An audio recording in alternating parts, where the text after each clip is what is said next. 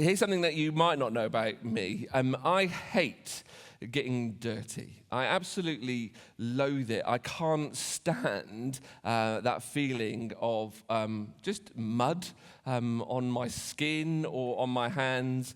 It just makes me feel... well, just, that feeling? Is anyone else like that? Do you know if you get covered like in mud or those sort of things? Anyone else? Is it just me? Is anyone there? No, I just can't stand it. I haven't got the clicker mark, so if you can just move the stuff on. There you go. There's a photo of me covered in mud in the Dead Sea, and that was horrible, I have to say. I could cope with it because there was water, and I could wash it off straight away. But, if I get stuff on my hand or grease on my hands or those sort of things, I've got to go and clean it off straight away. I've got to go and just wash the stuff off. Going to the beach. Now, I love the beach, but I hate sand. Anyone else like that? A few people, when you get sand, when you're on the beach, I can cope with it because, okay, sand, you're supposed to have sand all over your feet and all this stuff. It's when you get off the beach and you've still got sand all over your feet. I love the beaches that have nice showers at them. And not just nice showers and a place to get changed. So, sometimes you have showers and you can wash all the sand off your feet and then you have to walk through like the sandiest bit ever and then you're covered again. That just irritates me. But I like the places where you can get yourself clean and all of those sort of things. My daughter Leah, she sort of shares this feeling. When she was a baby, we would take her to the beach. She would love the beach. Well, she'd love the sea, but she'd hate the sand. And we could put a picnic rug out on the beach, and Leah would not go off it. She would crawl to the edge, and it would be like this invisible wall around her. And we'd know she'd be safe, she'd be fine. You could leave her there all day. We didn't do that. We are responsible parents, but she would never leave that mat. It was great. And then Malachi came along, and we thought he'd be the same. So we put him down. First time we went to the beach, we put him down on the picnic rug, expecting him to stay there. Within half a second, he was off the edge of the picnic rug, handfuls of sand in his mouth, in his nappy, absolutely everywhere. Malachi does not share my aversion to getting dirty. In fact, when he was little, he wouldn't only go and jump in the biggest, muddiest puddles possible. Isn't he cute? They grow up so fast and all those things. He wouldn't only just jump in the biggest, muddiest puddles. He would sit in them. And, I was so thankful that Louise was around to sort of clean him up. And I'm like, oh, no, I don't like it. And all those sort of things. Because I have that. It was not a phobia. I'm a wuss. And I don't like those sort of things. Do you know what? That's what baptism is all about. You might be like, Chris, what on earth are you talking about?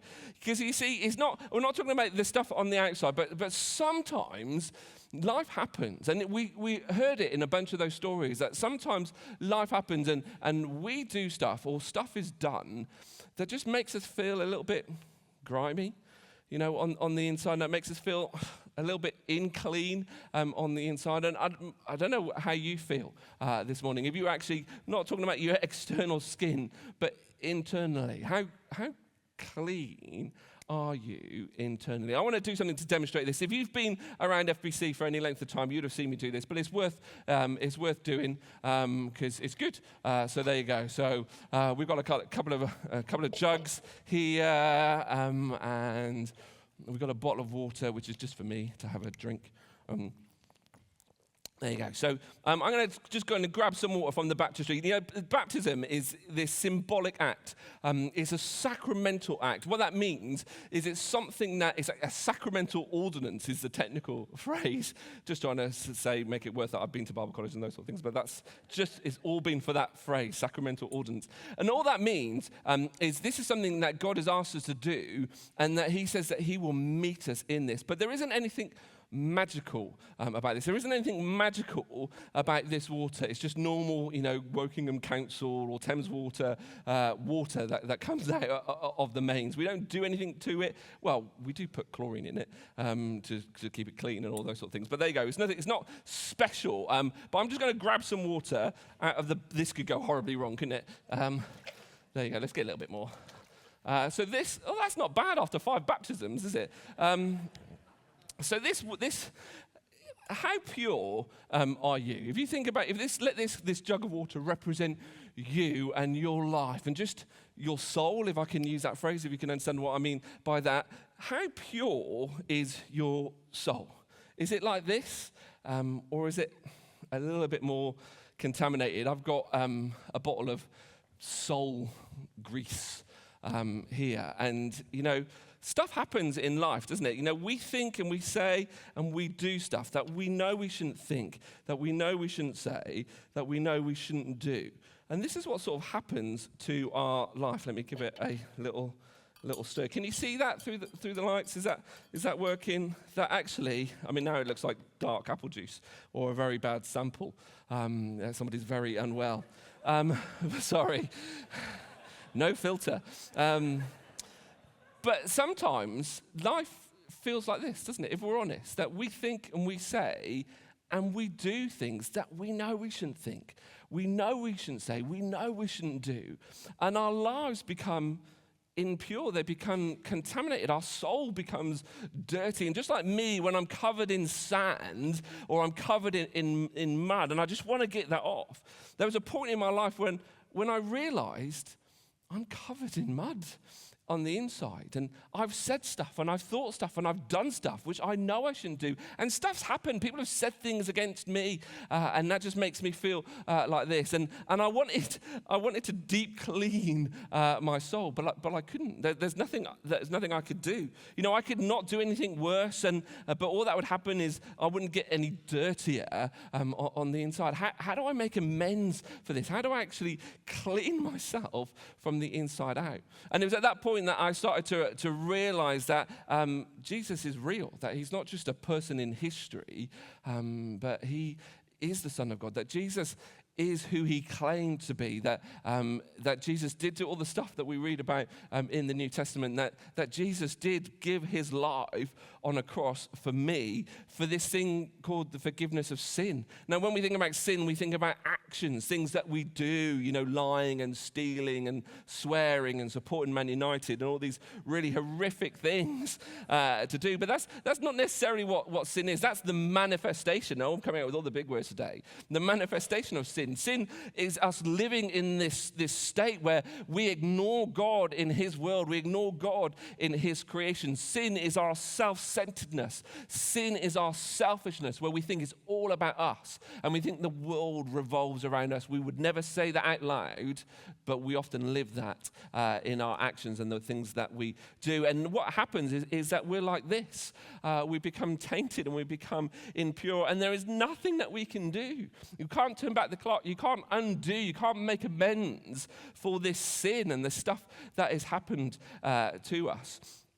And that's what Jesus is all about, that his life, his death, his resurrection is all about somehow making it possible for us to be forgiven, for us to be cleansed on the inside out. And what we've seen happen this morning is a bunch of people go into a baptism pool and sort of as a symbolic act of this new life, of this new beginning, of this new cleansing. And so let's grab a little bit more water. Oh, sorry. Sorry. That went a little bit wrong. And so they've got some, we grabbed some water at the baptistry, and these people have all come to faith in Jesus and said, look, this is what I've done with my life. Can you do any better? And this is what Jesus has done. Oh, come on, I think it's worth more than...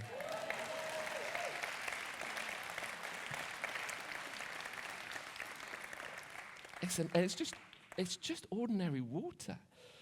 Maybe not, might be more lying there. This is just an illustration of something that baptism is a symbol of. This is an illustration of something that baptism is a symbol of. This is you. This is your life. And that dirt that you carry around with you because of your selfishness and your self-centeredness. Come on, you don't even live according to the standards that you set for yourself, let alone to a higher standard that God might set for us. I'm not saying you're an awful person. I'm just saying you're a human being with a pulse. We all do that. We all think about ourselves. We all do things that we regret, and we all make mistakes. But because of what Jesus has done for us, because of his life, because of his example, because of his death and his resurrection, he has made it possible for us to be made clean, to be made pure. And we've witnessed that. We've witnessed what's happened on the inside, this external action of an internal reality that these 5 guys have gone through, have experienced. That didn't happen as they went into water. That already happened, that Jesus has already done that for each and every one of these people who've been baptized this morning. But what they were doing is publicly declaring, this is what Jesus has done for my life.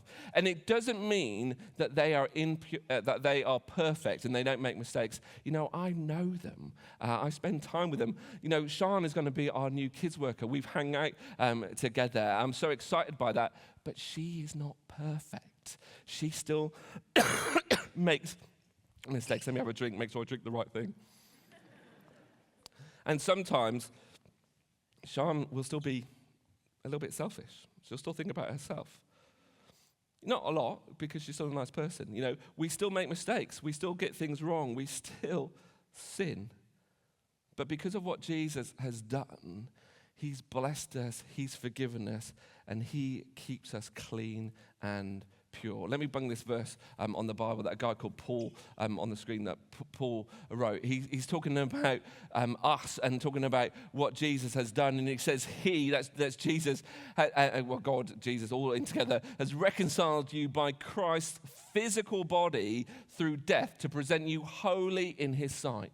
Get this, without blemish and free from accusation. What Paul, this guy who planted loads of the churches around the Mediterranean and wrote lots of the letters that we have in the New Testament, and what he's declaring is what Jesus has done for you is made it possible for you to be presented before God, the one who is awesome and holy and pure. And when God looks at you, he doesn't see this. He doesn't see the sin and the selfishness and the rebellion. He sees this. He sees you holy in his sight, holy in God's sight, that when God sees you, he sees you without blemish, that he sees you free from accusation, not because of what you've done, not because you're a great, nice person, but because of what Jesus has done for you. That is what baptism is symbolizing, and that's what following Jesus is all about. And maybe you're sitting there this morning and you realize you're not like that because you've never done that. You've never actually come to Jesus and said, can you help me? You've never actually orientated your life towards him. You've never actually owned up to the stuff that you think you say you need to. You never put your hand up and say, yeah, I make mistakes, I get it wrong, I'm sinful, but I need your help. Can you help me? Can you forgive me? Can you cleanse me? And you can do that. All it takes is that simple prayer, but that willingness to orientate your life towards him, to follow him, to put your hope and your trust into him, and to say, right, from this point on, I'm putting a marker in the sand. I'm going to try and live my life as you would if you were in my shoes. I'm going to try and not live for me. I'm going to try and not be selfish and self-centered. I'm going to try and not give in to those thoughts or those temptations or those habits that I have. I'm going to try and be a new person. And as we do that, somehow God meets us in that, and he supercharges that's part of us that tries to do that, and he enables us and he helps us. And even when we mess up, and even when we get it wrong, and even when we go back to old ways, he still forgives us, he still blesses us, he still helps us. Now, this life isn't just for the 5 people who've been baptized this morning. This life is for each and every one of us. I'm going to call the band back on stage as we wrap up our time together. But I wonder where you're at with that. Where are you? What jug, what bit of chemical are you? What stage are you at? Are you still this contaminated water? Are you still impure and unclean? And actually, have you come to a point where you're willing to admit that? Maybe that's the first step for you, recognizing, yeah, I am sinful. I do make mistakes. Yeah, I do get it wrong. And I do need someone. I do need a savior to rescue me and to help me, just like we've been singing about. Or have you done that? Have you come to that point where actually you've put your hope and your trust in Jesus, and you've asked him to bless you and to forgive you and to help you and to cleanse you? And actually this is you, but you've not done this. You've not actually followed through on that act of obedience where Jesus says, look, if this is you, if you believe in me, if you've put your trust in me, I've already made you clean. But now I want you to tell others. I want you to show others. And the way I want you to do that, don't blame me, blame him, is through baptism. Believe and be baptized. So if that is you and you've not done that, come and have a conversation with us. Because we'd love to actually help you share your story to encourage and inspire other people, but also for you to put yourself in a place where God can meet you and bless you and encourage you. And maybe you've done that. You're faithfully following Jesus and you've been baptized and you're just trying to keep yourself pure. Keep going.